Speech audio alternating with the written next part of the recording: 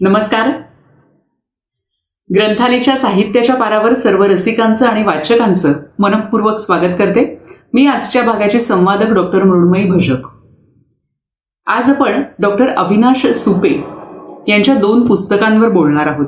आजचा जो साहित्याच्या पारावरचा भाग आहे तो विशेष भाग आहे आणि डॉक्टर अविनाश सुपे यांच्या सर्जनशील आणि राहा फिट या 2 पुस्तकांवर आपण गप्पा मारणार आहोत. आणि ह्या दोन्ही पुस्तकांच्या निमित्ताने डॉक्टर अविनाश सुपे यांच्याशीही गप्पा मारणार आहोत. कारण एक सर्जन, एक लेखक, एक ट्रेकर, एक फोटोग्राफर आणि संगीत साधनेमध्ये व्यग्र असणारं व्यक्तिमत्व असे वेगवेगळे आयाम त्यांच्या व्यक्तिमत्वामध्ये आहेत. ते सगळे आपण जाणून घेणार आहोत आणि हे सगळं करताना कसं काय बरं त्यांना वेळेचं नियोजन जमतं हेही जाणून घेणार आहोत. त्यांचे काही फोटोग्राफ्स देखील बघणार आहोत. तर आजच्या ह्या कार्यक्रमामध्ये डॉक्टर अविनाश सुपे यांचं मनपूर्वक स्वागत करते. आणि आजच्या पारावरच्या भागामध्ये वाचक म्हणून सहभागी झालेल्या डॉक्टर अश्विनी कर्वे, विश्वास बिडकर, संजीव मगदूम आणि शर्मिला कलगुटकर या चौघांचंही पारावरच्या गप्पांमध्ये मनपूर्वक स्वागत करते. डॉक्टर अविनाश सुपे हे नाव आपल्या सगळ्यांना परिचित आहेच. ते पोटविकार तज्ज्ञ आहेत, सर्जन आहेत, माजी संचालक आणि डीन, वैद्यकीय शिक्षण आणि प्रमुख रुग्णालय बृहन्मुंबई महानगरपालिका, तसंच एमिरेटिस प्राध्यापक सर्जिकल गॅस्ट्रोएंटरॉलॉजी आणि वैद्यकीय शिक्षण सेठ GS मेडिकल कॉलेज मुंबई. याशिवाय अनेक महत्त्वाचे जे पदभार आहेत ते त्यांनी सांभाळलेले आहेत. आणि ह्या कारकिर्दीबरोबरच त्यांनी 5 पुस्तकं, 12 पुस्तिका, 292 प्रकाशनं आणि जगभरात एकूण 32 देशांमध्ये 450 पेक्षा जास्त सादरीकरण केलेलं आहे. असं एक अष्टपैलू व्यक्तिमत्व जे वाईल्ड लाईफ फोटोग्राफर देखील आहेत. हिमालय आणि सह्याद्रीत गिर्यारोहण आणि भटकंती त्यांनी केलेली आहे. Kailash Mansarovar, Everest base camp, Africa, New Zealand, Antarctica, दक्षिण अमेरिका इथं त्यांनी ट्रेक्स केलेले आहेत. तर नक्कीच आपल्याला ह्या 2 पुस्तकांबद्दल आणि एकूणच सरांच्या व्यक्तिमत्वाबद्दल जाणून घ्यायला, समजून घ्यायला, त्यांच्याशी गप्पा मारायला खूप आवडेल. पुन्हा एकदा सर तुमचं मनापासून स्वागत करते आणि आपण आपल्या कार्यक्रमाला सुरुवात करूया. सर्जनशील हे पुस्तक वाचताना तुमच्या आयुष्याचा मोठा पट लक्षात येतो. आणि एकच व्यक्ती एकाच आयुष्यात एक यशस्वी डॉक्टर होते. त्याचबरोबर लेखन, फोटोग्राफी, ट्रेकिंग या सगळ्या गोष्टीही तितक्याच तन्मयतेने करते याचा अचंबा वाटतो. हे सगळं करताना सर कोणती तत्व तुम्ही जपली किंवा कोणत्या सवयी तुम्हाला उपयोगी पडल्या हे सुरुवातीला जाणून घ्यायला आवडेल. नमस्कार. खरं तर अगदी चांगला प्रश्न विचारलात तुम्ही.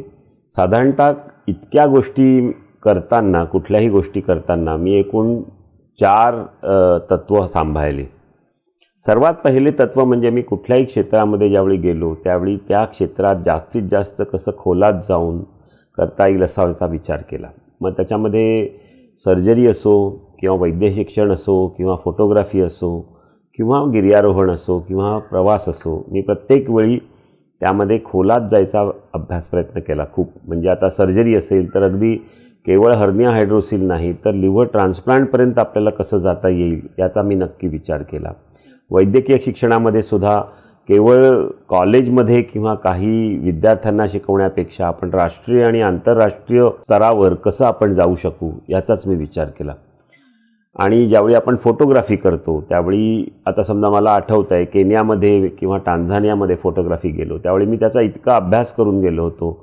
आणि त्याच्यामुळे किंवा व्हॅली ऑफ फ्लॉवर्समध्ये जाताना तिकडच्या सगळ्या फुलांचा आम्ही जवळजवळ 15 दिवस आधी पूर्णपणे अभ्यास करायचो. आणि मग तिथे गेल्यानंतर मग ते खूप सोपं जातं आणि ते तुम्हाला समजायला खूप सोपं जातं. प्रवास करतानासुद्धा जिथे जिथे मी प्रवास केला त्या विभागाचा, त्या भागाचा, त्यातल्या काय हिस्ट्री आहे, त्याच्यामध्ये काय प्रकारचा निसर्ग आहे, तिथे काय आवश्यकता आहे हे आपण सगळं बघण्याचा प्रयत्न केला. असा जर आपण अभ्यास केला म्हणजे इव्हन कैलास मानसरोवरला फिरताना कैलास मानसरोवरचं सगळं पुस्तकं आहेत ती वाचून मी गेलो होतो. त्याच्यामुळे तो आपल्याला आनंद जास्त मिळतो आणि आपण जास्त चांगलं काम करू शकतो त्याच्यामध्ये. दुसरं तत्व मी नेहमी सांभाळलं म्हणजे योग्य वयामध्ये योग्य गोष्टी केल्या पाहिजेत. म्हणजे जे हायकिंग किंवा ट्रेकिंग असतं ते नॉर्मली आपण 40 ते 45पर्यंत करायला पाहिजे. त्याच्यानंतर मग मी साधारणतः वाईल्ड लाईफ फोटोग्राफी केली. अर्थात ट्रेकिंग थोडं थोडं केलं, परंतु जास्त मग वाईल्ड लाईफ फोटोग्राफी केली. आणि आता गेल्या काही वर्षांमध्ये मी आता मग ड्राईव्ह किंवा लाँग ड्राईव्ह्स किंवा त्या प्रकारचं सगळं जे प्रवास आहेत अशा प्रकारच्या गोष्टी केल्या. आणि विविध वयामध्ये विविध गोष्टी आपण केल्या. म्हणजे साधारणतः 40मध्ये स्टेट लेवलवर, 50मध्ये नॅशनल लेवलवर आणि 60च्या सुमारास तुम्ही इंटरनॅशनल लेवलवर काम करायचा प्रयत्न केला. तिसरं तत्त्व मी जे पाहिलं की प्रत्येक वेळी जे कॉस्ट असते, म्हणजे ज्याला आपण पैसे किंवा जे खर्च असतो, हा काही आपल्याला बऱ्याच वेळा वाटतं की हे खर्चिक आहे. तर बऱ्याच वेळा आपण कसं कमी खर्चात परंतु तेवढंच चांगलं कसं करता येतं हे बघायला पाहिजे. याच्यात थोडक्यात सांगायचं म्हणजे की साधारणतः ट्रेकिंग वगैरे जे असतं, जर तुम्ही ते व्हायचे किंवा ह्याच्यासारखं केलं किंवा स्वतः जर ऑर्गनाईज केलं तर ते अत्यंत कमी खर्चात होतं आणि इनफॅक्ट जास्त चांगलं होतं. आणि बऱ्याच वेळा तुम्ही जर लक्षात आलं की ह्या मोठमोठ्या ट्रिप्स असतात, त्यांची जर तुम्ही स्वतः ऑर्गनाईज केले आणि स्वतः तुम्ही गेलात तर ह्या त्या मानाने खूप परवडण्यासारख्या होतात. फोटोग्राफीसुद्धा तुम्ही जर मित्र म्हणून गेलात आणि स्वतः तुमचे कॅमेरे असतील, आता तर डिजिटल फोटोग्राफी आली, तर त्याच्यामुळे आपल्याला हे खूप कमी खर्चात करता येतं. त्यामुळे जरा बऱ्याच वेळा ह्या काही ज्या हॉबीज असतात त्या तुम्ही जर ग्रुपनी केल्या किंवा मित्रांबरोबर केल्या तर ते खर्च हा तुम्हाला जास्त पडत नाही. आणि चौथं तत्त्व म्हणजे मी ज्या क्षेत्रामध्ये काम केलं तिथे मी माझ्याबरोबरची सेकंड लेव्हल आणि थर्ड लेव्हल टीम तयार केली. म्हणजे त्याच्यामध्ये वैद्यकीय शिक्षण जरी म्हणलं तरी आपण एकट्यासाठीच ते सगळं न ठेवता आपण ते सगळ्यांपर्यंत दिलं. म्हणजे त्याच्यामध्ये लॅप्रोस्कोपिक सर्जरी असो किंवा हिपॅटोबिलरी सर्जरी असो किंवा त्याच्यामध्ये फोटोग्राफी असो, या सगळ्या क्षेत्रामध्ये आपण जे शिकलो किंवा आपण जे बाहेरून शिकून आलो ते आपण दुसऱ्यांना देऊन, म्हणजे आता तसं आहे की लॅप्रोस्कोपी आम्ही पूर्ण महाराष्ट्रामध्ये नेली, हिपॅटोबिलरी सर्जरी आहे ती केवळ भारतातच नाही तर अनेक देशांमध्ये नेली. नंतर फेमर मी करून आलो, तर फेमर केल्यानंतर पूर्ण भारतभर आणि आता सर्वत्र रिजनल फेमर आपण तयार केले. तर मला वाटतं की केवळ आपण आपला विकास न करता आपल्याबरोबर सर्वांचा जर विकास घडवला तर मला वाटतं की आपला ऑटोमॅटिकली आपलीही त्यामध्ये वाढ होते. आणि ही 4 तत्त्व मी साधारणतः सांभाळली आणि मला वाटतं काही गोष्टी सचोटीने आणि आपण सातत्याने केल्या, मला वाटतं नेहमीच आपल्याला त्याच्यामध्ये यश मिळतं. सर, वेळेचं नियोजन तुम्ही कसं करता? म्हणजे किती तास काम करता, झोपेसाठी किती वेळ असतो, व्यायाम, छंद यांच्यासाठी कसा वेळ काढता? एकूणच तुमच्या वेळेच्या नियोजनाबाबत सांगा. आय थिंक वेळ हे मला वाटतं टाईम मॅनेजमेंट किंवा वेळेचं नियोजन हे मला वाटतं सर्वांसाठी खूप आवश्यक असतं. साधारणतः मला कित्येक वर्षापासून 12:30ला मी साधारण झोपतो आणि 6:30 पावणे 7ला मी उठतो. साधारणतः 6 ते 6.5 तास झोप मला आवश्यक आहे आणि तेवढी मी घेतो आणि मला चांगली झोप लागते. मला काही असं झोपेचे म्हणजे कुठेही असलो तरी मी झोप मला लागू शकते. आणि उरलेल्या काळामध्ये मात्र मी अत्यंत ॲक्टिव्हली काम करत असतो. साधारणतः दिवसा तुम्हाला बऱ्याचशा ह्या अवांतर गोष्टी करायला वेळ मिळत नाही, कारण तुम्ही ऑपरेशन थिएटरमध्ये असाल किंवा मीटिंगमध्ये असाल तर तुम्हाला या गोष्टीसाठी वेळ मिळत नाही. परंतु एकदा तुम्ही KMमध्ये असताना घरी आल्यानंतर साधारणतः थोड्या वेळ तुम्ही गप्पा मारल्यानंतर मग रात्री साधारणतः जेवल्यानंतर 9 ते 12 साधारणतः माझा वेळ असतो, जेव्हा मी हे खूप वाचन करतो किंवा मग त्याच्यामध्ये माझी लेक्चर्स बनवतो किंवा लेखन करतो. हा सगळा माझा तो वेळ असतो 9 ते 12:30. आणि सकाळच्या वेळी कधीकधी मात्र तुम्हाला वेळ मिळतो तेव्हा तुम्ही करता. पण नॉर्मली मी सकाळी उठल्यानंतर 40 ते 45 मिनटं व्यायाम करतो किंवा चालतो आणि पुढचे 30 ते 40 मिनटं मी युज्युअली संगीत ऐकतो, क्लासिकल म्युझिक आणि किंवा मग मेडिटेशन वगैरे असं करतो. मला वाटतं प्रत्येकाच्या आयुष्यामध्ये कारण 30 ते 40 मिनटं व्यायाम आणि 30 ते 40 मिनटं मेडिटेशन हे अत्यंत आवश्यक आहे. मला वाटतं त्यामुळे आपलं शारीरिक सुदृढता आणि मन शांत होतं आणि मला वाटतं ते जर तुम्ही केलं तर मग पुढचा तुमचा दिवस असतो तो चांगला राहतो आणि मग तुम्ही ॲक्टिव्हली ते काम करू शकता. मला वाटतं तुम्ही किती वेळ काम करता पेक्षा कसं तुम्ही कुठल्याही वेळेमध्ये करता ते काम, म्हणजे तुम्ही एखादी गोष्ट किती मनामध्ये वेल ऑर्गनाईज करून ती एखादी घडवून आणता. मला वाटतं ह्याला सगळं वेळेचं नियोजन असतं आणि मग त्याच्यात मात्र आपल्याला थोडे जर आपण कष्ट केले तर बऱ्याचशा ह्या गोष्टी आपण साध्य करू शकतो. वा, म्हणजे किती वेळ काम करता हे महत्वाचं नाहीये, तर तुम्ही ते कसं करता आणि किती फोकसनी काम करता हे जास्त महत्वाचं आहे. सर्जनशील या पुस्तकामध्ये वेळोवेळी या सगळ्या गोष्टींचा प्रत्यय येतो आणि सर्जनशील ह्या पुस्तकावर वाचक प्रतिक्रिया देण्यासाठी आज आपल्या सोबत कोल्हापूरहून जोडले गेलेत संजीव मगदूम. नमस्कार, मी संजीव मगदूम, कोल्हापूर येथे राहतो. डॉक्टर अविनाश सुपे व माझे ऋणानुबंध 27 वर्षापासून माझ्या लग्नापासून आहेत. माझी पत्नी जयश्री कुमावत, त्यांची बहीण. 27 वर्षात अवीचं जे व्यक्तिमत्व मी ऑब्झर्व केलं ते एक्झॅक्ट सर्जनशील या पुस्तकात रिफ्लेक्ट झालेलं आहे. कोणतीही गोष्ट अचूक शब्दात पण तरीही पूर्णपणे कन्व्हे करणे हा त्यांच्या व्यक्तिमत्वाचा एक महत्वाचा भाग हे यात रिफ्लेक्ट झाले. यात मग त्याच्या जीवनाचे विविध भाग आलेत. खरं तर त्याची वैद्यकीय सेवा व संशोधन, त्याचे genuinely serious interest, music, photography, trekking यात इतकी डेप्थ आहे की यावर सेपरेट पुस्तकेच होऊ शकतील. मी हे त्याचं पुस्तक वाचल्यावर सांगितलं. सध्याचं असणारं एकंदरीत वैद्यकीय क्षेत्र, ज्यात वैद्यकीय शिक्षण, वैद्यकीय प्रॅक्टिस, त्यातील चांगल्या वाईट गोष्टी या पुस्तकात अचूक व सडेतोड मांडल्या गेल्या आहेत. म्हणून मला असं वाटलं की हे पुस्तक वैद्यकीय शिक्षणात निदान रीडिंग लिस्टमध्ये तरी ठेवायला हवं, ज्यामुळे वैद्यकीय शिक्षणात प्रवेश करणाऱ्या विद्यार्थ्यांना सुरुवातीलाच या क्षेत्राबद्दल पूर्ण अवेअरनेस मिळेल. या समग्र पुस्तकाबद्दल अवी, तुझं अभिनंदन. धन्यवाद मगदूम सर. रहा फिट या पुस्तकात डॉक्टर सुपे तुम्ही आहार सांगितलाय, त्यात अनेक आयुर्वेद नियमांचा उल्लेख केलेला आहे आणि तुम्ही आधुनिक वैद्यकशास्त्राचे डॉक्टर आहात. असं असूनही तुम्हाला भारतीय आयुर्वेद हे तितकंच महत्वाचं वाटतं का? काय सांगाल?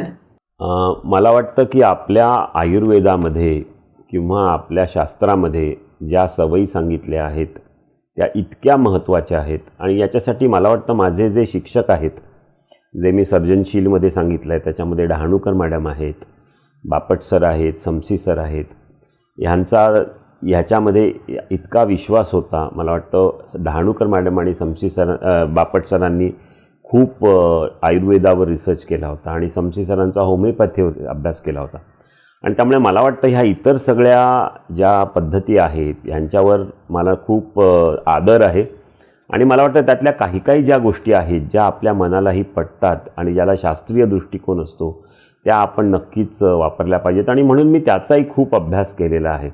थोडक्यात सांगायचं म्हणजे काय की डहाणूकर मॅडम आमच्या प्रत्येक वेळी एखादा सीझन असेल त्यावेळी की म्हणजे एखादा आता वर्षा ऋतू असेल, आपला वसंत ऋतू असेल, तर मग त्यावेळी पन्ह आणि डाळ, आंबा डाळ याची एक पार्टी करत असत. मग अशावेळी मॅडमशी चर्चा करताना मॅडम त्याचं महत्त्व समजावून सांगत असत की बाबा ह्या काळामध्ये आपण ह्या गोष्टी का खातो किंवा हिवाळ्यामध्ये आपण तिळगुळ का खातो किंवा वर्षा ऋतूमध्ये आपण किंवा वारकरी पंथामध्ये 4 मास का पाळतात. मला वाटतं ह्याचं जर आपण शास्त्रीय कारण किंवा त्याच्यामागे असलेली शास्त्रीय भावना समजावून घेतली तर मला वाटतं आपण त्याचा नक्कीच आपल्याला फायदा होतो. आणि बापट सरसुद्धा इतक्या छोट्या गोष्टीवर रिसर्च करत असत की माणसांनी तेलापेक्षा तूप का खावं, तुपामध्ये कसं ऑक्सिडाईज होतात सगळ्या इम्प्युरिटीज, आणि त्याच्यावर त्यांनी खरोखर रिसर्च पण केला होता. समसी सरांचं कसं होतं, समसी सरसुद्धा छोट्या गोष्टी सांगत असत. म्हणजे ते म्हणत असत की तुम्ही जेवताना डायनिंग टेबलवर बसण्यापेक्षा पाटावर बसलात आणि ताट जर खाली ठेवलं तर आपण वाकतो, त्याच्यामुळे आपण कमी घास खातो. आता ही किती सिंपल कल्पना आहे की जेवणाच्या भुकेपेक्षा 1-2 घास कमी खावे हे आपल्या इकडे सांगितलेलं आहे. आपण जर ह्या छोट्या गोष्टी नुसत्या न वाचता त्याच्यावर जर आपण थोडा विचार केला, त्याच्या मागची शास्त्रीय जर भावना आपण पाहिली तर मला वाटतं याच्यातून आपण खूप शिकू शकतो. आणि हेच आम्हाला आमच्या शिक्षकांनी शिकवलं आणि त्याच्यामुळे जास्तीत जास्त त्याच्यावर वाचायला लागलो, त्याच्यावर लेख लिहिले. आणि आमच्याकडे एक आयुर्वेदिक रिसर्च सेंटर होतं, डॉक्टर नीमा रेगे आणि डॉक्टर उर्मिला थत्ते चालवायच्या. तर त्यांच्याशी चर्चा करून बऱ्याच वेळा असं लक्षात आलं की या छोट्या छोट्या गोष्टी आहेत त्याचा आपण नक्कीच लोकांपर्यंत त्या नेल्या पाहिजेत. जरी बऱ्याच वेळा ह्याला काही एक्सपेरिमेंटल रिसर्च नसेल तरी पण एक शास्त्रीय बैठक असते आणि आपण त्या बैठकीच्या दृष्टीने जर आपण पाहिलं तर मला वाटतं आयुर्वेदामध्ये जे काही दिलेलं आहे इतके वर्षामध्ये त्याचा नक्कीच आपल्या शरीराला आणि प्रकृतीला फायदा होईल. आणि ह्या अनुषंगानेच रहा फिटमध्ये वेळोवेळी आयुर्वेदाचा मी तिथे उल्लेख केलेला आहे. नक्कीच आयुर्वेद आपल्या सगळ्यांना नेहमीच मार्गदर्शक ठरत असतं. डॉक्टर सुपे, रोग निदान हा एक महत्त्वाचा भाग रहा फिट या पुस्तकात आहे, ज्यामध्ये वेगवेगळ्या आजारांची माहिती आहे. तुम्ही प्रस्तावनेमध्ये म्हटलं देखील आहे की हे पुस्तक जे आहे ते मार्गदर्शक लेख यात आहेत आणि वैयक्तिक जर आपल्याला काही माहिती हवी असेल तर ती तज्ज्ञांना भेटून घ्यावी. पण आपण हल्ली पाहतो की रुग्ण बरेचदा इंटरनेटवरून स्वतःचं निदान करूनच डॉक्टरांकडे येतात. तर तुम्ही ह्या पुस्तकाच्या माध्यमातून अशा लोकांना काय सांगू इच्छिता? आता गेले इतके वर्ष रुग्ण बघताना आमच्या एक असं लक्षात आलं आहे की आजचा बराचसा, आता माझ्या ओपीडीमध्ये मी बसलो असेल किंवा एखाद्या क्लिनिकमध्ये बसलो असेल तर माझ्या असं लक्षात येतं की बरेचसे पेशंट्स हे गुगलवर जाऊन मला काय झालं आहे याची ती पूर्णपणे माहिती येतात आणि ते बऱ्याच वेळा इतके कन्फ्यूज्ड असतात, म्हणजे ते त्यांची दिशा चुकलेली असते. कारण ते गुगलवर एखाद्या गोष्टीची इतक्या सिम्पटम्स असतात, म्हणजे फॉर एक्झाम्पल एखाद्याला उलटी होणं, आता उलटी होण्याची अनेक कारणं आहेत किंवा डोके दुखणं, पोटात दुखणं याची अनेक कारणं आहेत आणि मग ते विचार करत बसतात की मला हे तर नाही, मला हे तर नाही, मला हे तर नाही.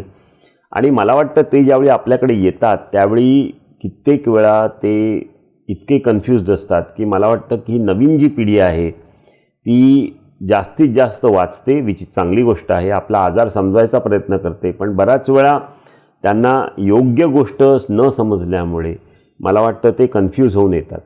तर ह्यासाठी मी हे मुद्दाम लिहिलं आहे की यामध्ये मी तुम्हाला सर्वसाधारण आजाराचं एक मार्गदर्शक लेख म्हणून लिहिलेले आहेत आणि प्रत्येकाने स्वतःच्या आजाराला साधारणतः ह्याच्यामध्ये बघावं. ह्याच्यामध्ये सर्वसाधारण सूचना दिलेल्या आहेत, पण एखाद्याला जर औषधं घ्यायची असतील किंवा एखाद्याला काही तपास करायचे असतील तर मला वाटतं त्यांनी त्यावेळी डॉक्टरकडे जाऊन जे त्याला वाटतं त्याप्रमाणे ते रेग्युलरली करायला पाहिजेत. ह्या पुस्तकांवर त्यांनी कुठली ह्या प्रकारची औषधं घेऊ नयेत असं माझं मत आहे. कारण ही जी पुस्तकं आहेत ही बेसिकली लोकांना मार्गदर्शन करण्यासाठी आहे, त्यांना एक दिशा दाखवणारी पुस्तकं आहेत आणि त्याच्यामध्ये त्यांना एक अंदाज येतो की कशा प्रकारचे आजार असतात आणि त्या आजाराचं स्वरूप काय असतं. बऱ्याच वेळा एखादे आपण मोठमोठे शब्द वापरतो, बाबा पॅनक्रियाटायटिस झाला आहे किंवा स्वादुपिंडाचा कॅन्सर झाला आहे किंवा एखाद्याला कोलायटिस झाला आहे, पण त्यामागचं खरं काय स्वरूप आहे किंवा त्याची एक काय ओव्हरऑल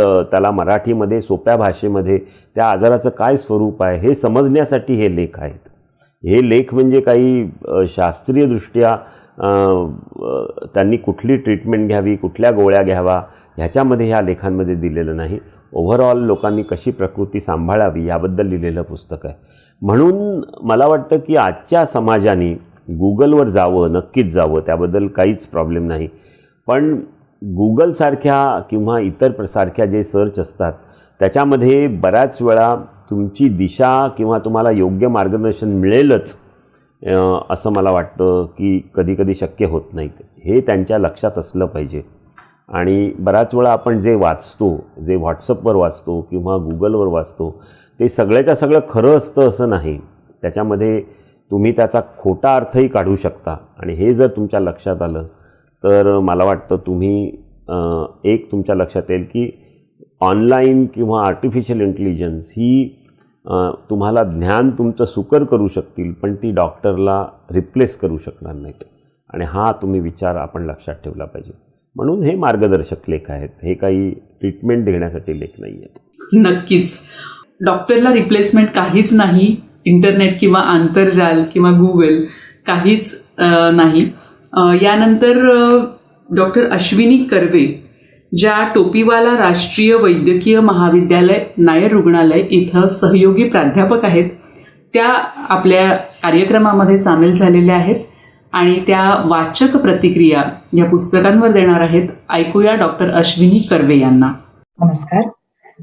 रहा फिट हे सुपे सरांनी लिहिलेलं पुस्तक जेव्हा मी वाचायला घेतलं तेव्हा पुस्तकाच्या नावावरूनच काही ठोकताळे मनात बांधले. तसंच मी स्वतः वैद्यकीय व्यवसायाशी निगडीत असल्यामुळे हे पुस्तक थोडंसं वाचून ठेवून देईन या भावनेनीच खरं तर वाचायला सुरुवात केली.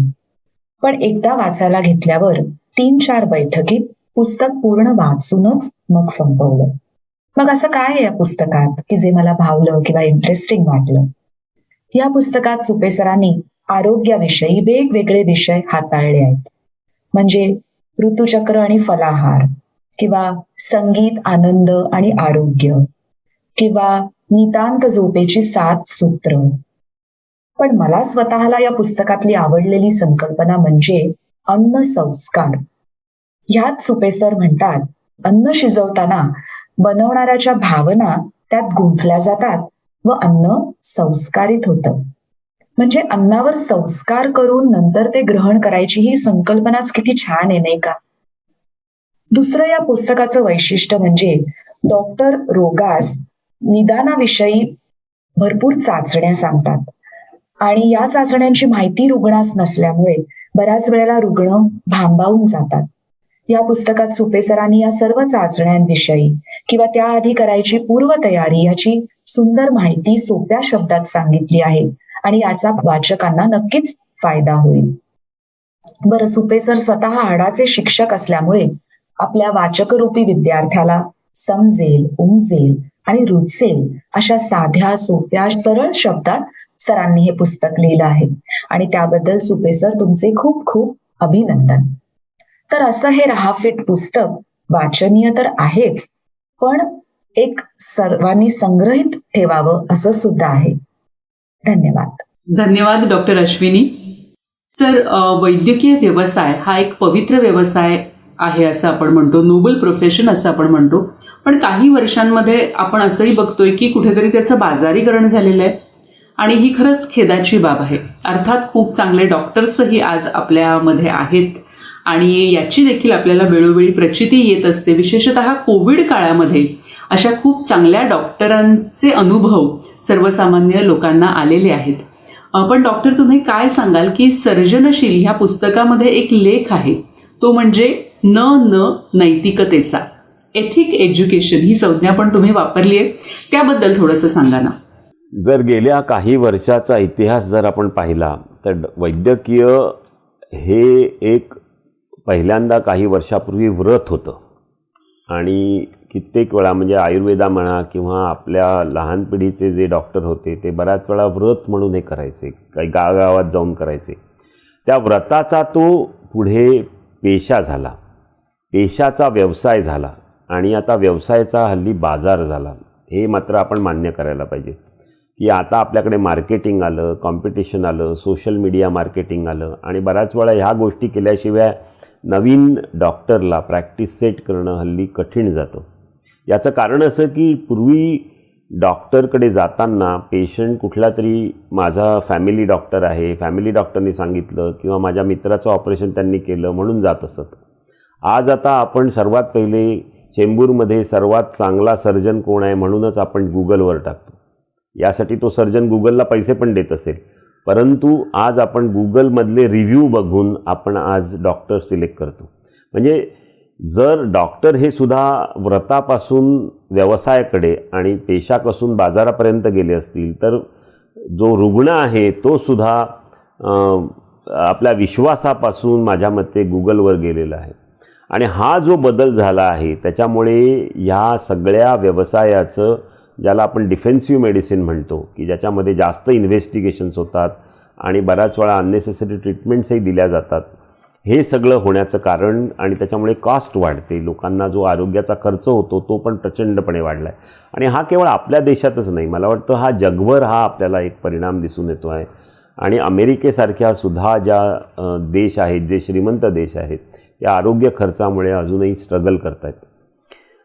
त्याच्यामुळे आणि तुम्ही म्हणलात ते खरं आहे की ह्या सगळ्या गोंधळामध्ये सगळेच काही बाजारू झाले आहेत का, तर नाही. आजही आपल्याकडे खूप असे चांगले डॉक्टर्स आहेत की जे अत्यंत नैतिकतेने आणि चांगल्या पद्धतीने कुठल्याही प्रकारच्या व्हायलेट न करता पेशंटला जी खरंच गरज आहे त्याप्रमाणे ऑपरेशनं करतात, त्याप्रमाणे ट्रीटमेंट देतात. आणि मला वाटतं ही चांगली गोष्ट आहे की बऱ्याचशा डॉक्टरांचा म्हणजे बहुतांशी डॉक्टरांचा जो सेल्फ कॉन्शियस आहे की ज्याला आपण म्हणतो की त्यांचा कॉन्शियस तो अजूनही जागृत आहे. आणि हे असल्यामुळेच आज आरोग्य व्यवस्था आणि डॉक्टर्स आपण कोविडच्या दरम्यानमध्ये खूप चांगल्या पद्धतीने काम करताना पाहिलं. आणि दुसरं मी इथे इथिक्स एज्युकेशन जे म्हणलं आहे त्याच्या नैतिकतेचं एज्युकेशन आपण का द्यायला पाहिजे लोकांना. आता इतके वर्ष आपण म्हणत होतो की चांगली रोल मॉडेल्स बघूनच आपण हे एज्युकेशन देतो, हे फॉर्मल एज्युकेशन देऊ नये असं कित्येक ठिकाणी वाद झालेले असतात. पण माझ्या मते गेल्या काही वर्षांमध्ये सगळीकडेच आणि भारतामध्ये सुद्धा आम्ही ॲटिट्यूड इथिक्स आणि कम्युनिकेशनचं एक मॉड्यूल करून ते पूर्ण भारतभर आता ते इम्प्लिमेंट केलं आहे की डॉक्टर हा केवळ नॉलेज किंवा स्किलचा प्रकार नाही, तर डॉक्टर हा एक ॲटिट्यूड पण आहे. त्याच्यामध्ये डॉक्टर कसा वागतो तुमच्याशी, कसा बोलतो, कसा कम्युनिकेशन करतो, त्याचबरोबर त्याची नीतिमत्ता काय आहे आणि त्याच्याबरोबर आपण विश्वास कसा निर्माण करतो आणि ज्याला आपण ट्रस्ट म्हणतो की कसा डॉक्टरवर माझा पूर्णपणे विश्वास आहे असं जोपर्यंत आपण म्हणत नाही तोपर्यंत मला वाटतं तोपर्यंत आरोग्यसेवा ही अपुरीच राहणार आहे. आणि दुसरी महत्त्वाची गोष्ट म्हणजे आज आता आपण व्हॅक्सिन्स पाहिले, क्लिनिकल ट्रायल्स पाहिले, नवीन औषधं पाहिली, नंतर विविध बायोइथिक्स हे प्रकार आहेत. हे सगळे जे नवीन नैतिकतेचे ही जी सगळी तत्त्वं आहेत ह्याच्याबद्दल वैद्यकीय विद्यार्थ्यांना आणि डॉक्टरांना योग्य वेळी मार्गदर्शन करणं आवश्यक आहे. आणि ज्याला आपण नैतिक एज्युकेशन म्हणजे इथिक्स एज्युकेशन असं म्हणतो, नैतिक शिक्षण, आणि ह्याची आज नितांत गरज आहे. याच्यामध्ये काही आपण डॉक्टरला हे करा किंवा ते करा सांगण्यापेक्षा आपण ह्याला याची जाणीव करून देतो आणि त्याचा जो सेल्फ कॉन्शियस आहे तो जागृत करून ठेवतो, म्हणजे तो पुढच्या आयुष्यामध्ये कुठली वाईट गोष्ट करताना कचरेल असं मला वाटतं. आणि म्हणून नैतिक शिक्षण हे फार महत्त्वाचं आहे. आणि इतर म्हणजे ज्याला आपण कसं वागावं आणि कसं बोलावं याच्याबरोबर नैतिक शिक्षणाचाही त्याला धडा देणं आवश्यक आहे. आणि ह्या अनुषंगानेच मला वाटतं गेल्या 5 ते 10 वर्षामध्ये जी भारतामध्ये मुवमेंट चाललेली आहे ती अत्यंत योग्य आहे. आणि त्या दृष्टीने जर आपण पावलं उचलली तर आपल्याला काही पुढच्या वर्षांमध्ये त्याचा फायदा दिसेल. हो ना, सेल्फ कॉन्शियस हे नेहमी जागृत ठेवणं हे मला वाटतं सर्वच क्षेत्रामध्ये खूप गरजेचं आहे आणि कुठेतरी सारासार विचार हा देखील झालाच पाहिजे. सर, मॅरेथॉन धावणे मजा स्पर्धा की शास्त्र हा एक महत्त्वाचा लेख राहा फिट ह्या पुस्तकामध्ये आहे. त्याबद्दल तुम्ही काय सांगाल? कारण हल्ली समाज माध्यमांमधून आपण खूप पाहतो की मॅरेथॉन आम्ही एवढी केली अशी चित्र आपल्याला दिसतात किंवा फोटोज अपलोड होताना दिसतात. पण ह्या सगळ्या मागचं नक्की शास्त्र काय आहे, काय सांगाल? मधल्या काळामध्ये गेल्या वर्षी 2020 मध्ये एक व्यक्ती माझ्या मते मॅरेथॉननी मृत्यू पावली आणि अनेकांना त्यावेळी ॲडमिट करायला लागलं आणि त्यामुळे मी तो लेख लिहिला होता. त्याचं कारण महत्त्वाचं म्हणजे की आज मॅरेथॉन करणं ही केवळ एक व्यायाम म्हणून नाही तर बऱ्याच वेळा एक फॅड म्हणून सुद्धा किंवा बऱ्याच वेळा एक प्रकारे आपण एक फॅशन किंवा सोशल मीडियावर मला फोटो टाकायचा आहे म्हणून सुद्धा करतात लोक. आणि मग त्यावेळी तुम्ही तयारी न करता तुम्ही 10 किलोमीटर किंवा 20 किलोमीटर धावायचा प्रयत्न करता आणि मग त्याच्यामुळे तुम्हाला डिहायड्रेशन होतं, तुम्हाला थकवा येतो, बऱ्याच वेळा हार्टचे काही प्रॉब्लेम्स असतील, तुम्ही जर तयार नसाल, नंतर पायदुखी, पायामध्ये फ्रॅक्चर्स किंवा एखादा टेंडन टेअर अशा सगळ्या गोष्टी होतात. तर मला वाटतं मॅरेथॉन धावायला काहीच हरकत नाही, परंतु त्याच्यासाठी तुम्ही व्यवस्थित 3 महिने तयारी करायला पाहिजेत. म्हणजे त्याचे मॅरेथॉनचे जे ग्रुप्स असतात त्यांच्याबरोबर तुम्ही हळूहळू आधी तयारी करायला पाहिजे. म्हणजे त्याच्यामध्ये चांगला व्यायाम, शारीरिक तुमची चांगली सुदृढता आणि मग त्याच्यामध्ये हळूहळू प्रत्येक मसल त्या प्रकारचे चांगले बूट, त्यानंतर तुम्ही हळूहळू आधी 2 किलोमीटर मग 5 किलोमीटर तुमचा स्टॅमिना वाढवा, मग वैद्यकीय तपास करून घ्या आणि मग मॅरेथॉन धावतानासुद्धा योग्य वेळी पाणी, नंतर त्याच्याबरोबरची जी काही इलेक्ट्रॉल वगैरे जे असेल ते घेऊन तुम्ही मॅरेथॉन व्यवस्थित धावली तर मला वाटतं लोकांना याचा ताण होणार नाही. आणि कुठलीही गोष्ट करताना एकदम म्हणजे आता व्यायामसुद्धा एक दिवस 1 महिना करायचा नाही आणि मग 1 आठवडा भरपूर व्यायाम करायचा, असं करून अंगदुखी, मग कुठले टेअर्स अशा करूनसुद्धा आमचे कित्येक डॉक्टर्स किंवा वैद्यकीय व्यवसायातले लोकसुद्धा आपल्याकडे येतात. त्यावेळी असं लक्षात येतं की लोकांना, म्हणजेच मी नेहमी सांगत होतो की कुठलीही गोष्ट समजावून घ्या, त्याच्यामागचा शास्त्रीय दृष्टिकोन समजावून घ्या आणि मग त्याच्यामध्ये तुम्ही उडी मारा. तसं जर तुम्ही उडी मारली तर मला वाटतं तुम्हाला बाकीचे त्रास कमी होतील. कारण एखाद्याला हार्ट अटॅक येणं मॅरेथॉनमध्ये किंवा एखाद्याचा मसल टेअर होणं याचं कारण म्हणजे तुम्ही आधी योग्य ती तयारी केली नाही आणि तुमच्या शरीराला तुम्ही योग्य पद्धतीने आधी व्यायाम केला नाही आणि म्हणून तुम्हाला अशा प्रकारचा आजार झाला आणि तो तुम्ही नक्कीच अवॉइड करायला पाहिजे. मॅरेथॉन हा एक भाग आहे. तुम्ही ज्यावेळी गिर्यारोहण करता किंवा तुम्ही एखादा कुठलाही खेळ खेळता, बॅडमिंटन म्हणा, फुटबॉल म्हणा, टेनिस म्हणा, त्यावेळीसुद्धा हीच तत्त्व सांभाळली पाहिजेत. म्हणजे कुठल्याही शारीरिक, ज्यावेळी आपण एखाद्या मर्यादेपेक्षा आपल्या शरीराला जास्त झोकून देतो त्यावेळी आपण त्याच्या मागे पूर्णपणे विचार करून, तयारी करून त्याच्यामध्ये झोकलं पाहिजे. न तयारी करता जर आपण केलं तर त्याचे दुष्परिणाम आपल्याला भोगायला लागतील. या अनुषंगाने तो लेख लिहिला. खरंय, कुठलीही गोष्ट समजून घेणं आणि ती समजून करणं हे खूप महत्वाचं आहे. आणि जिथे जिथे आपण शरीराचा वापर करत असतो तिथे नक्कीच शरीराची पूर्वतयारी करणं हे अतिशय आवश्यक आहे. सर, मनाचं आरोग्य, आनंद, संगीत यावर तुम्ही राहा फिटमध्ये सविस्तर लिहिलेलं आहे, त्याबद्दल. मला नेहमी वाटतं की संगीत हा प्रत्येकाच्या आयुष्यातला एक महत्त्वाचा भाग आहे. मग ते मी कुठल्याही प्रकारचं संगीत ऐकावं. आणि मी तसं पूर्वी कुठेही लिहिलंही असेल एखाद्या पुस्तकामध्ये, ह्या पुस्तकाच्या ती सर्जनशीलमध्ये मी लिहिलं आहे की आयुष्यामध्ये आपण संगीताच्या विविध स्टेप्समधून जातो. म्हणजे सर्वात पहिले मला वाटतं आमच्या काळामध्ये आपल्याला आता जे संगीत चाललं आहे, म्हणजे जे नवीन पिक्चर येतात, नवीन गाणी येतात, ती पहिल्या लेवलला तुम्हाला आवडतात. मग दुसऱ्या स्टेजला तुम्ही जायला लागलात की जी क्लासिकल बेस्ड जुनी गाणी होती ती तुम्हाला आवडायला लागतात. मग त्याच्यामध्ये आता विविध क्लासिकल बेस्ड सॉंग्स असतात.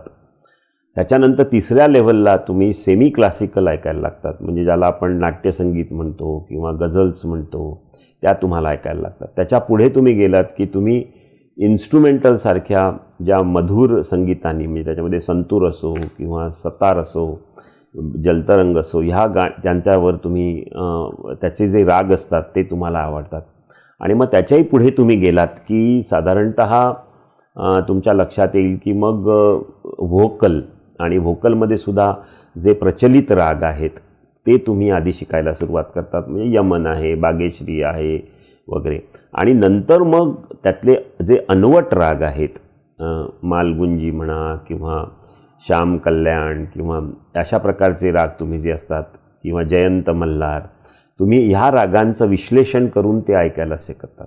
आणि मग त्याच्याही तुम्ही पुढे गेल्यानंतर मग प्रत्येक रागामध्ये प्रत्येक त्या कलाकाराने कुठल्या घराण्याचं त्यांनी वापर केला आहे, त्यांनी कशा प्रकारच्या ताना घेतल्या आहेत, त्याच्या तानांचं स्वरूप कसं आहे, त्याच्या आवाजाची क्वालिटी काय आहे, त्याची मिंड कशा घेतल्या, त्यांनी पलटे कसे घेतले, मग ध्रुपद संगीत आणि मग त्याच्यामधली असलेले तालाशी असलेली जोडमेळ.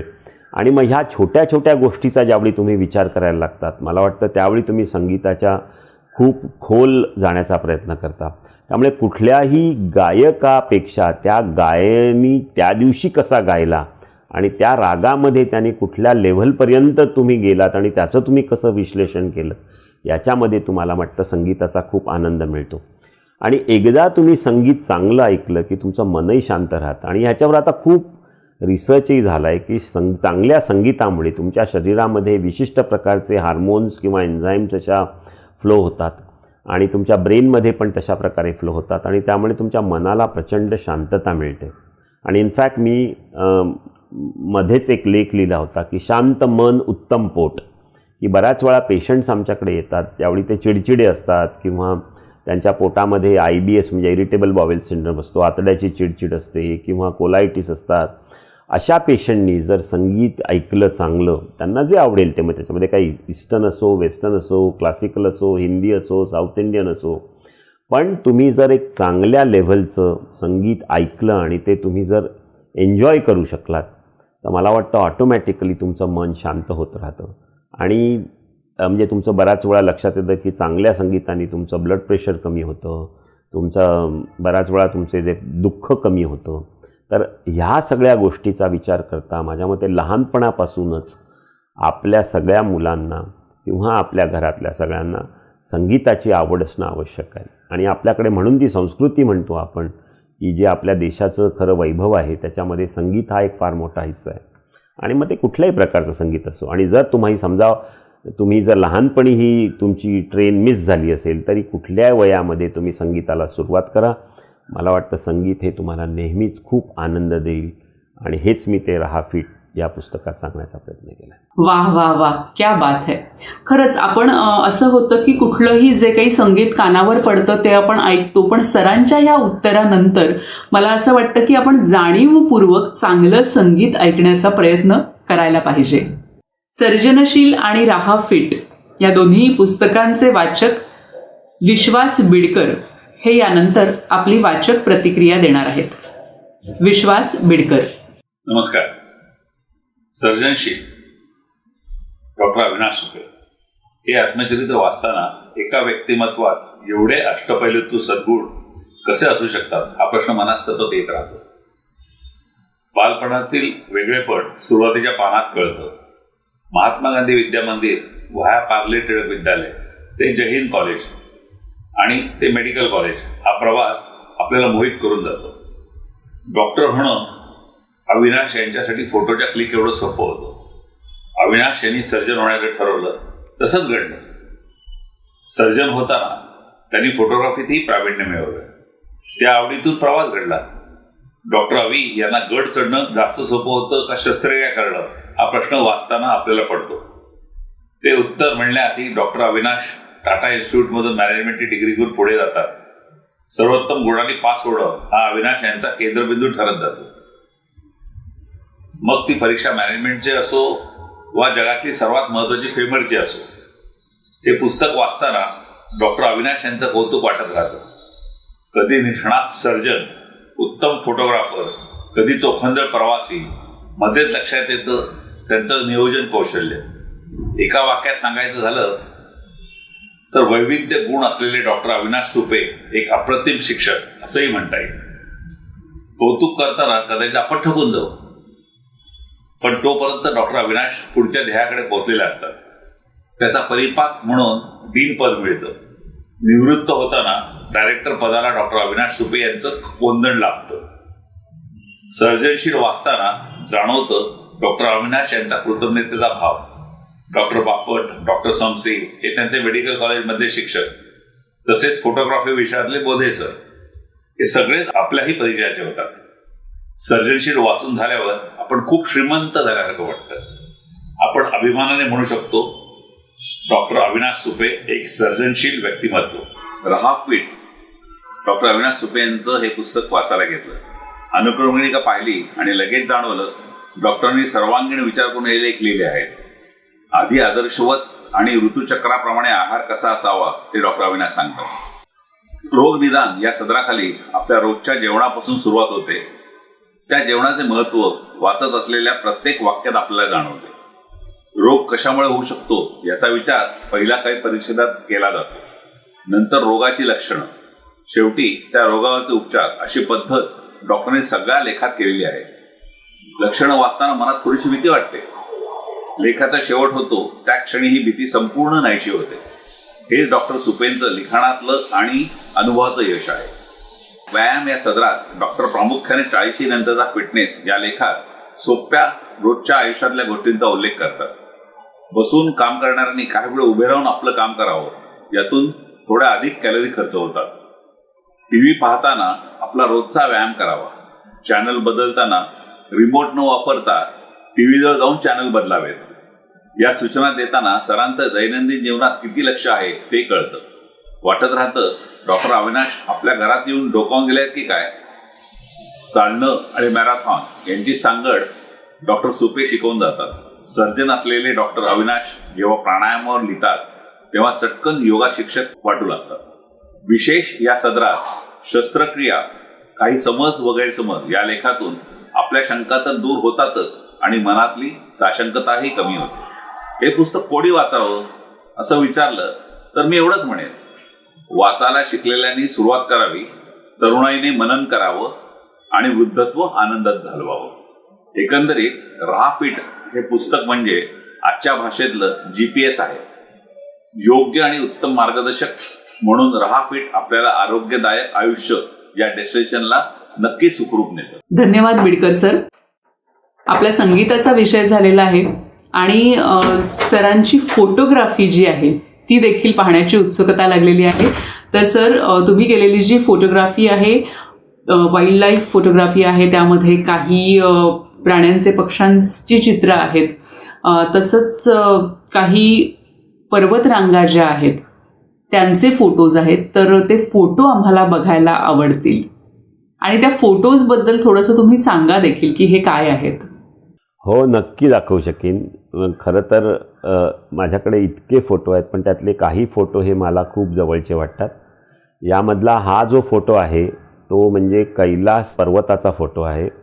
हा कैलास पर्वताचा जो फोटो आहे तो एक तर कैलास मानसरोवरचा फोटो हा घ्यायला तुम्हाला अगदी सकाळी उठायला लागतं, का त्यावेळी आकाश निळं असतं आणि साधारणतः त्यावेळी त्या ठिकाणी कॅमेरे नेणं 1995मध्ये मला आठवतं इतकं त्रासाचा प्रकार होता, कारण एवढ्या थंडीमध्ये बॅटरीज मेंटेन करणं, इलेक्ट्रिसिटी नाही आणि त्याच्यामध्ये तुम्हाला इतकं निळशार आकाश आणि त्यामध्ये हे स्नो क्लॅड कैलास, म्हणजे खरं हे दैवीच आहे असं मला वाटतं. त्यावेळी तुमच्या मनामध्ये इतके श्रद्धेने इतके वेगळे विचार येतात. त्यातला हा एक फोटो आहे कैलास पर्वताचा. आणि दुसरा जो माझा फोटो आहे अंटार्क्टिका, हे मला वाटतं एक आयुष्यामधली एक अत्यंत थरारक असलेली ट्रिप आहे, कारण त्याच्यामध्ये केवळ तुम्हाला विविध थरारक गोष्टी दिसतात. त्याच्यामध्ये बर्फाचे मोठमोठे 3-3 किलोमीटरचे तुकडे तुम्हाला दिसतात, नंतर पेंग्विन्स दिसतात आणि ह्यामध्ये तुम्हाला एका छोट्याशा बोटीमध्ये घेऊन जातात ते, आणि ती रबराची बोट असते आणि त्याच्याजवळ तुमच्या व्हेल्स वगैरे येतात. तुम्ही अगदी सीलच्या जवळ जातात, पेंग्विन तुमच्या आजूबाजूनी चालतात, सगळीकडे बर्फ असतं. अशा ठिकाणी तुम्ही चालायचं आणि तुम्हाला थंडी वाजत असते, 5-5 सूट तुम्ही घातलेले असतात. अशा सगळ्या याच्यात फोटोग्राफी करणं हा माझ्या वाटतं अत्यंत थरारक आहे. त्याचप्रमाणे हा जो फोटो आहे हा मला वाटतं ताडोबातल्या वाघाचा फोटो आहे. यामध्ये तुम्ही साधारणतः ताडोबाला मे महिन्यामध्ये जातात, कारण त्यावेळी पाणी कमी झाल्यामुळे वाघ बाहेर येतात आणि मग अशा वेळी एखादा वाघ ज्यावेळी पाणी प्यायला येतो आणि त्याच्या बाजूला तुम्ही जीपमध्ये असता त्यावेळी तो फोटो मिळतो. तो अत्यंत मला वाटतं तुम्ही एक प्रकारचा थरारक अनुभव असतो आणि तो तुमच्या अगदी एक 5 फुटावर किंवा 10 फुटावर वाघ असतो आणि तुम्ही लेन्सने तो फोटो ज्यावेळी काढता त्यावेळी मला वाटतं एक खूप प्रकारचा आनंद असतो. त्याचबरोबर इतर जे फोटो आहेत ज्याच्यामध्ये इंद्रधनुष्य आहे, त्याच्यामध्ये तुम्ही लक्षात आलं असेल तर बोटीतून काढलेले फोटो आहेत किंवा धबधब्याचे फोटो आहेत. अशा प्रकारचे अनेक फोटो आपण फोटोग्राफीमध्ये वाईल्ड लाईफ, नेचर असे आपण बघतो. कधीकधी फुलांचे फोटो, नंतर काश्मीरमधले फोटो, अशा प्रकारचे अनेक फोटो ह्याच्यामध्ये आहेत. वा वा वा, हे सगळे फोटोज बघताना अक्षरशः सर डोळ्यांचं पारणं फिटलं म्हणतात ना, तसं काहीतरी वाटलं. सर, आपण आज रहा फिट आणि सर्जनशील ह्या 2 पुस्तकांच्या निमित्ताने या गप्पा मारतोय. या दोन्ही पुस्तकांबद्दल तुम्ही वाचकांना काय सांगाल?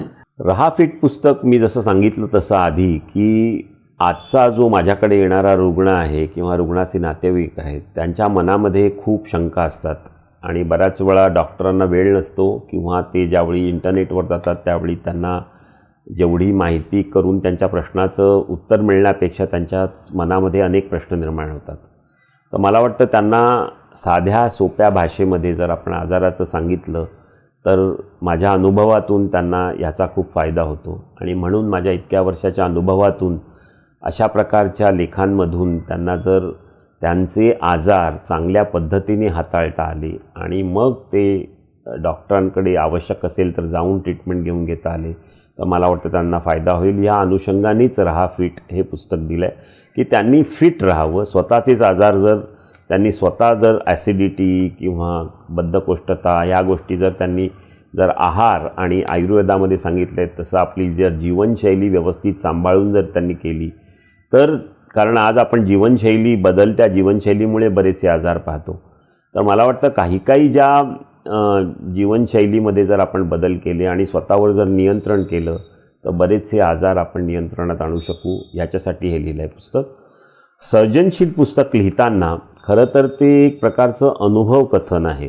त्याच्यामध्ये मी माझे शाळेपासून ते आजपर्यंत जे विविध मला अनुभव आले ते लिहिले आहेत आणि त्याच्यामध्ये बरे वाईट सगळे अनुभव तिथे अगदी प्रामाणिकपणे लिहायचा प्रयत्न केला आहे. कारण मला वाटतं की एखादी व्यक्ती ज्यावेळी एखाद्या विशिष्ट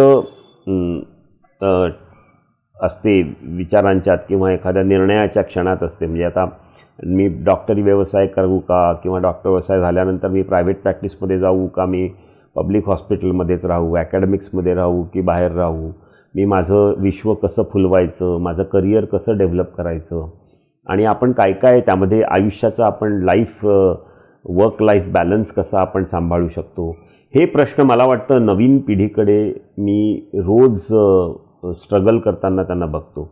आणि मग त्याच्यामध्ये मला असं लक्षात येतं की बऱ्याच वेळा आयदर खूप लोक काम करतात त्यावेळी त्यांचं आयुष्यातला आनंद ते विसरतात किंवा मग काही लोक नुसतं आनंद घेतात तर मग कामामध्ये तेवढा प्रोग्रेस करू शकत नाही. तर मला वाटतं आपण ह्या सगळ्या गोष्टीचा वर्क लाईफ बॅलन्स आणि त्याच्यामध्ये तुमची फॅमिली ह्या सगळ्याचा कसा बॅलन्स करू शकतो ह्याचं एक मी त्यांना माझ्या अनुभवातून आलेलं जे काय माझे अनुभव होतं ते त्यांना सांगण्याचा प्रयत्न केला आहे.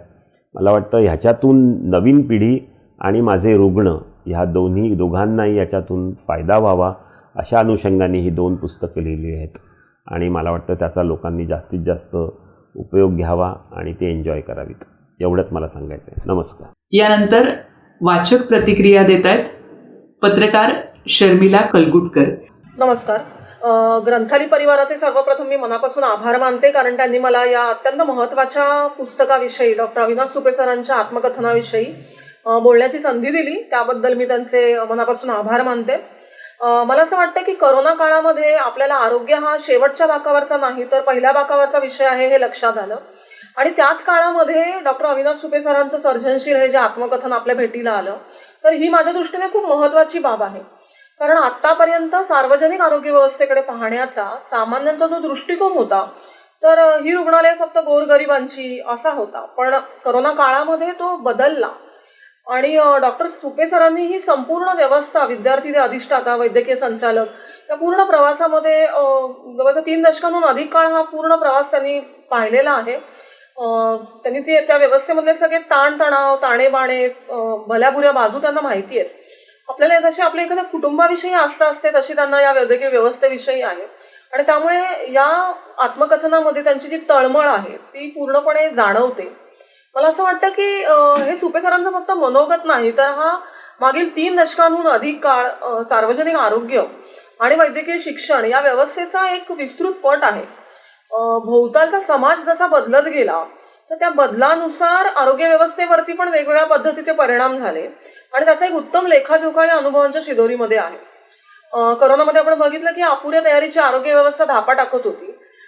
तरुण डॉक्टर झगडत होते खूप वेगवेगळ्या पातळ्यांवरती आणि अशा खूप बिकट परिस्थितीमध्ये डॉक्टरांनी काय करायला हवं, विद्यार्थ्यांनी स्वतःला कसं ग्रूम करत न्यायचं, एकूण व्यवस्थेने अशा सगळ्या परिस्थितीमध्ये कशी भूमिका घ्यायला हवी हे सुपे सरांनी त्यांच्या अनुभवातून अगदी नेमकेपणाने मांडले आणि मला वाटतं की येत्या काळामध्ये हा जो गुरुमंत्र आहे तर तो विद्यार्थ्यांना, समाजाला खूप दिशा देणारा आहे. मेडिकल बायबल म्हणून या पुस्तकाकडे निश्चितपणे पाहता येईल. अनेकदा असं होतं की डॉक्टर समाजापासून तुटलाय अशी जी तक्रार आहे ती आपल्याला वारंवार ऐकायला मिळते. सुपे सरांनी सार्वजनिक आणि खाजगी व्यवस्थेमधले जे कच्चे पक्के दुवे आहेत ते त्यांनी अत्यंत अभ्यासपूर्ण रीतीने उलगडले आहेत. या व्यवस्थेमध्ये एक राजकारण आहे, अर्थकारण आहे, आरोग्याशी निगडीत अनेक पेच आहेत, त्याचा समाजकारणावर असणारा परिणाम आहे.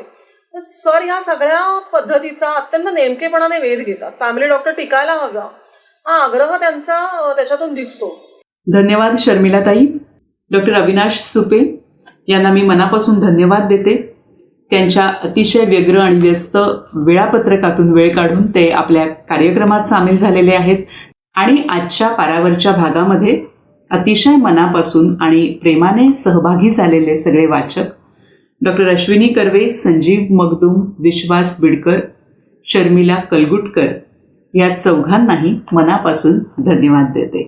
ग्रंथालीचं यूट्यूब चॅनल ग्रंथाली वॉच हे जर तुम्ही अजून सबस्क्राईब केलं नसेल तर जरूर सबस्क्राईब करा, कारण ह्या यूट्यूब चॅनलवर साहित्य विश्वाशी निगडीत अतिशय महत्त्वाचे आणि चांगले कार्यक्रम आम्ही देण्याचा आपल्याला प्रयत्न करत असतो. वाचकांसाठी आणि रसिकांसाठी हे यूट्यूब चॅनल आहे, तर केलं नसेल तर लगेचच सबस्क्राईब करा आणि आपण सगळेजण अशा वेगवेगळ्या नवनवीन उपक्रमांद्वारे, कार्यक्रमांद्वारे असेच भेटत राहू, वाचत राहू. नमस्कार.